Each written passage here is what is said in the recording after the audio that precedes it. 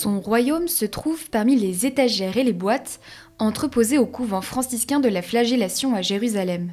Dans cet ordinateur, 10 ans de travail et une histoire bien plus ancienne.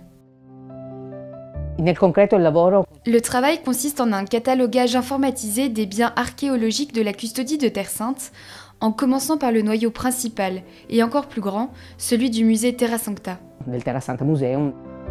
Le projet, baptisé Protection, étude et valorisation d'un patrimoine muséal par le catalogage du patrimoine archéologique de la custodie de Terre Sainte, est né il y a 10 ans, grâce au financement de l'Université de Molise et du ministère italien des Affaires étrangères. Chaque année, 4 ou 5 étudiants de l'Université de Molise sont impliqués. Ils apprennent à décrire les objets, à connaître leur bibliographie, à prendre des mesures, certains même à prendre des photos. Ils apprennent à cataloguer selon un système très proche du système national italien. Et une fois de retour en Italie, ils peuvent participer aux appels d'offres publics de catalogage. C'est une formation utile pour leur travail. En 10 ans, plus de 14 000 objets ont été catalogués et leurs fiches sont désormais disponibles au format numérique. Le Terra Sancta Museum nasce più di 100 anni fa. Le Terra Sancta Museum est né il y a plus de 100 ans, à l'époque de la domination ottomane sur la Palestine. Un premier catalogue que nous conservons a été réalisé en 1915. Il contient 200 pièces. Une toute petite partie de ce qu'il contient aujourd'hui.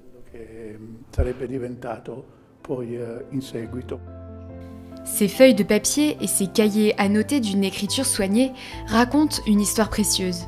Le catalogue du franciscain Gian Maria Amadori date de 1931, année où le musée a pris ses quartiers au couvent franciscain de la Flagellation.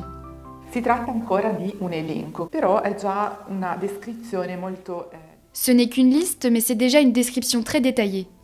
Par exemple, le numéro 5 fait référence à une mosaïque trouvée au Mont Sion, et ces fragments ont en fait été conservés sur un panneau et récemment restaurés.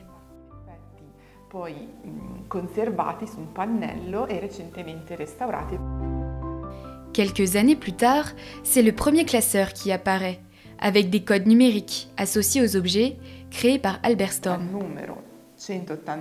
Dans le numéro 184, par exemple, nous trouvons la fiche de la mosaïque dont Amadori nous a parlé au numéro 5.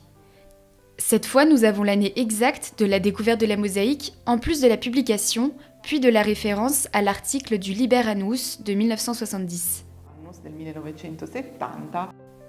Dans la collection des carnets du père Godefroy Klötzli, on trouve des dessins de pièces encore exposés, dont 2 couronnes avec des feuilles d'or provenant de la région de Gaza. Le projet de catalogage prévoit, dans un avenir proche, de s'étendre en dehors de Jérusalem, en Galilée notamment. À l'avenir, il faudra se tourner vers ces sites, qui sont un peu plus éloignés et impliquent donc une mission certainement un peu plus complexe et aussi un peu plus coûteuse. Nous espérons pouvoir continuer pendant au moins encore 10 ans.